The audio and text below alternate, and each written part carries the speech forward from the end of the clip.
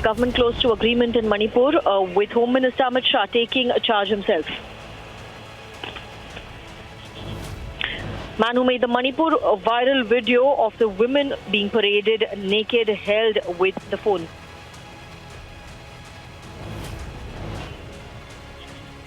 Prime Minister's fiercest ever attack on the INDIA bloc, says renaming won't do any good.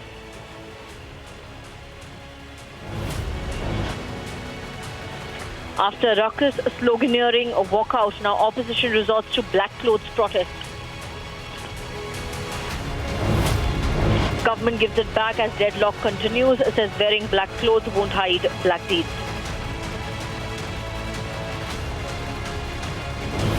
Allahabad High Court reserves order on Gyanvapi, order on ASI survey now on August 3rd, status quo on the survey till then.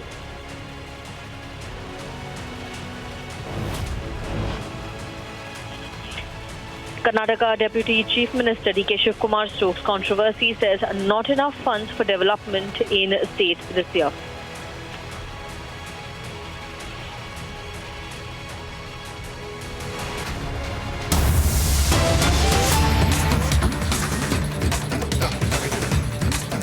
Going across to the breaking news update that we were getting you from Manipur as we pick up details of what is going on in Manipur vis-a-vis the talks situation in Manipur. In fact, picking up source-based information right now as we speak, more and more details coming in.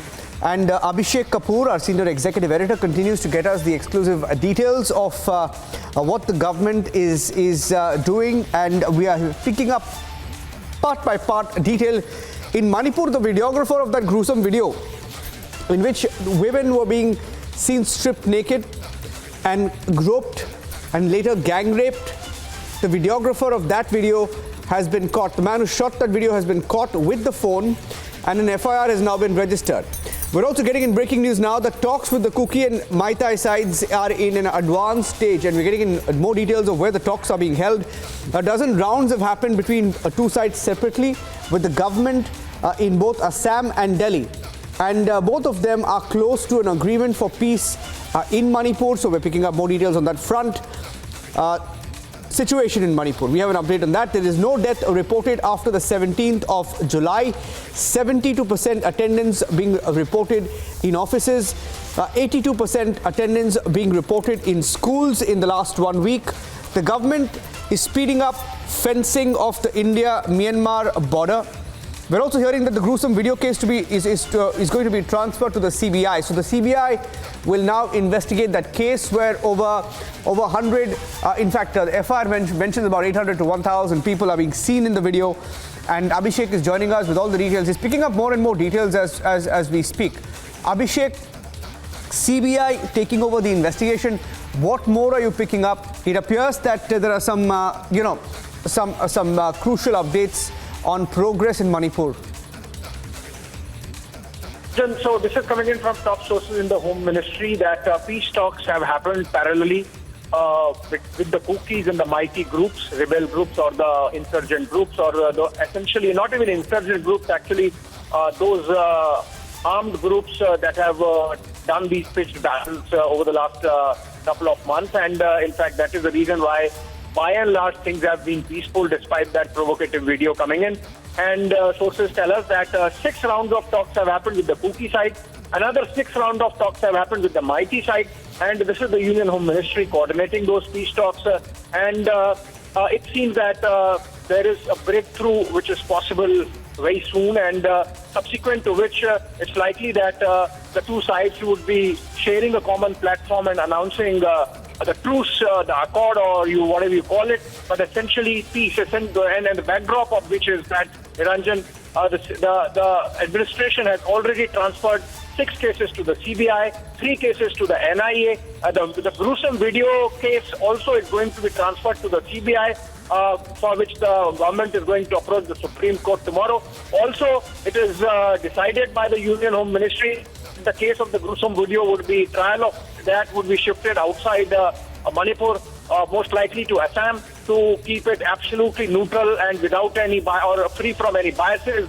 And the trigger for obviously all this violence was the Manipur High Court order, which called for this the mighty. But since then, a lot of effort has gone into bringing things under control, which the government says that irrespective of what narrative the opposition wants to build, the situation is calm. And the proof of which can be seen in the last 1 week.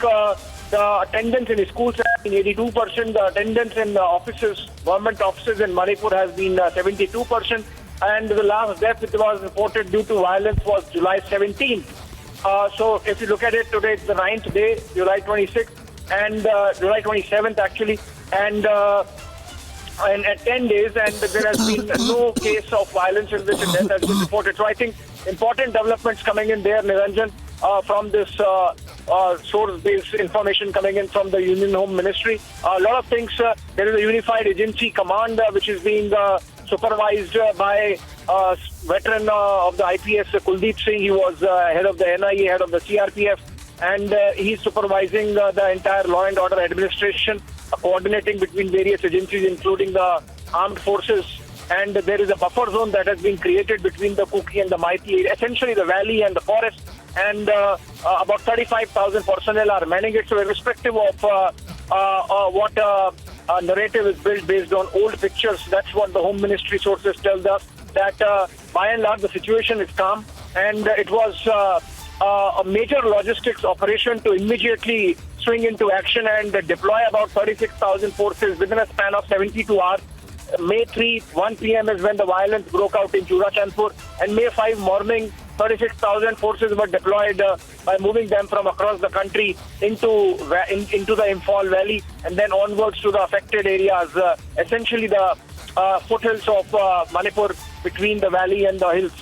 So I think this is important coming as it does ahead of the Supreme Court hearing. Also, Niranjan, coming as it does ahead of the possible no trust motion debate for which is most likely next week.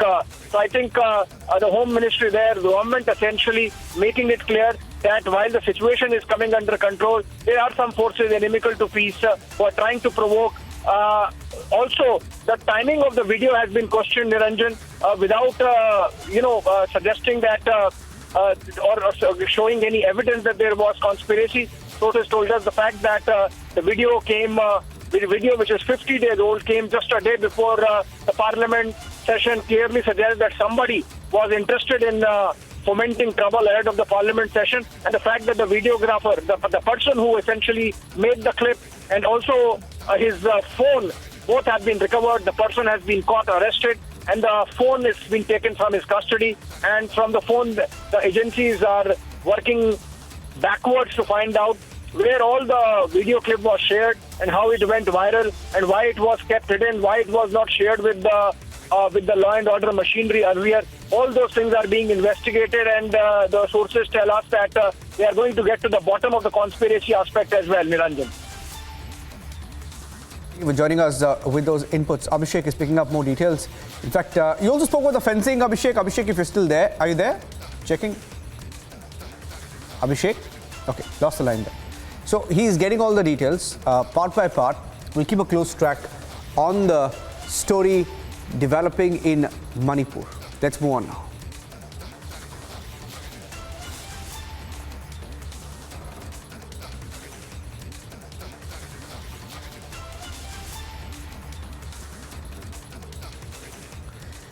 A big controversy in Karnataka. The Deputy Chief Minister, D.K. Shivakumar, has admitted, he's being candid, that his government, the Congress government in the state of Karnataka, cannot provide funds for development this year owing to financial constraints. This comes on the back of several MLAs saying that they aren't being able to get adequate funds for their constituencies. The Deputy Chief Minister and the government in Karnataka is being candid, saying they don't have money for development, saying we don't have money for development because of the 5 guarantees that they're giving to the people, saying that we need to be in a position to ensure that the freebies are given. D.K. Shivakumar has also admitted that the financial crunch has been caused by the implementation of the 5 poll guarantees. Take a listen.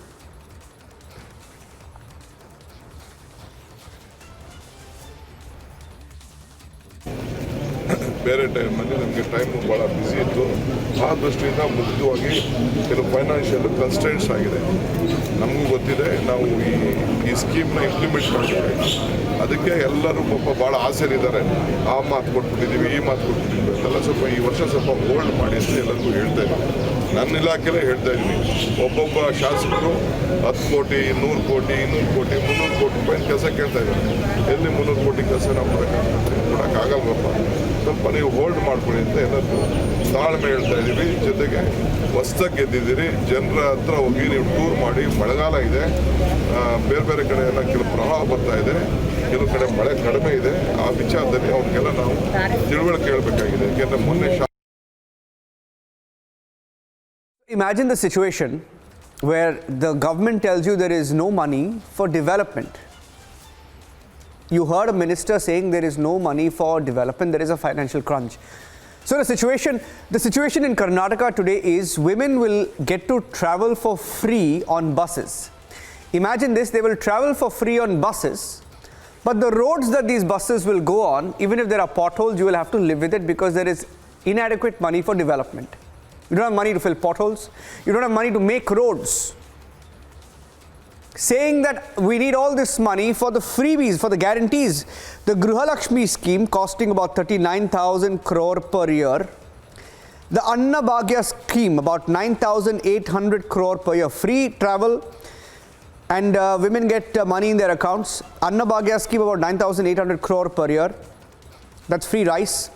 Yuvanidhi unemployment benefit scheme, so people who are unemployed after a certain point, they get money in their account. So for that about 1,274 crore.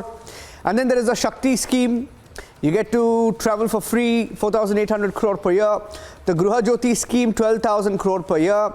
Now all of this will cost approximately about 66,000 crore per year. And the government pretty candid, they're saying that we're spending on all of this, and we may not have enough money for development. That's the situation that Karnataka is finding itself in, and that's a danger of ensuring that you give freebies for votes. Here's how the BJP is responding to the situation and that candid admission of the Congress party. He has told the correct position, financial position of the state. That's what we are telling. That there is no funds for the development of the state, and state will suffer at least 2 years without any development. And 2 years of non-development of any state will take the state 10 years back. See, there is an internal squabble going on, right from making the chief minister, then making a cabinet, and all the senior MLAs are really upset about it. Even new MLAs are upset about it. And it is very well to see that in the corridors of Vidhan Sabha, the transfer business and cash for posting is going on rampantly, openly. Every nook and corner of Vidhan Sabha speaks about it. And this we are raised up in the assembly. I said it is not only in Vidhan Sabha, it is in legislature's home, it is in Kumara Krupa and other guest houses around this thing. There are huge people. Why now huge people are coming and flocking towards all these agents? So agency has been opened for transfer, and that is the complaint of the MLAs also. So let us see how this government favors agents or their own MLAs. Then what they have? If there is no funds, how can they run the show of the government? So this is the problem of the Congress party government always. And there is no developmental work at all in Karnataka now. Only they are concentrating about this guarantees only. And total ministers now all are in transfer, all in transfers, and huge money has been collected. And the MLAs themselves have written a letter to Chief Minister accusing the ministers, district ministers, collecting the money from the third party. So this is the problem within the Congress government now. Today, it is in the news that Shiv Kumar ji, the Deputy CM of Karnataka, has categorically said that we cannot do development in Karnataka because all the money that we have, the thousands and thousands of crores of taxpayer money, has to be spent on fulfilling the guarantees that Congress Party has given. And we all know that the Congress Party has backtracked on its guarantees. They had said that they will give free electricity of 200 units. They put terms and conditions, and in fact they increased the tariff of electricity. In every state where the Congress Party has been voted into power, in the name of the guarantees, they have only broken the promises. In Rajasthan, they have ended up not giving any farm loan waiver, because of which 19,400 farmers lost their lands. In Himachal Pradesh, they drove the state to such bankruptcy that today the diesel has been increased by 6 rupees. The VAT has been increased by 6 rupees on diesel. 15,000 employees of the Himachal Pradesh government could not be paid their salaries on time. The 1,500 rupee promise of giving allowances to women, that has not been fulfilled in entirety. Instead of giving free electricity of 300 units, they have increased the tariff of power in Himachal Pradesh by 22 paise. And therefore, today, yet again,